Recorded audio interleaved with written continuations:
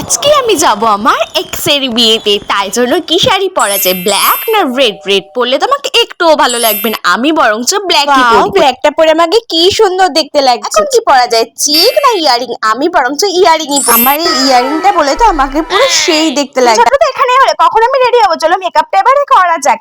কি আমাকে 5টা প্রোডাক্ট দিয়ে মেকআপ কমপ্লিট করতে হবে? না না, এটা আমি কিছুতেই পারবো না। পাও, আমি যদি 5টা প্রোডাক্ট দিয়ে মেকআপ কমপ্লিট করি, তোমরা আমাকে 5টা লাইক আর 10টা সাবস্ক্রাইবার গিফট করবে। 5টার দরকার নেই, 4টি যথেষ্ট এক্স এর মাথা ঘোরানোর জন্য। ইউজ করব প্রাইমার না ময়শ্চারাইজার? প্রাইমার। আমি এমন সাজবো না যাতে এক্স আফসোস করে যে কেন আমার সাথে ব্রেকআপ করলো। এখন কি ইউজ করে যায়, ফাউন্ডেশন না সিসি ক্রিম? আমি বরং ফাউন্ডেশনটাই ইউজ করি। এখন কি ইউজ করে যায়, কাজল না লাইনার? এখন কি ইউজ করে যায়, লিপস্টিক না লিপ গ্লস? বিয়ে বাড়ি যাবো লিপ গ্লস দিয়ে? না না, আমি তো ইউজ করবো লিপস্টিক। এটা ব্লাশার ইউজ করি যাতে আমার মুখটা পুরো টমেটোর মতো লাগে।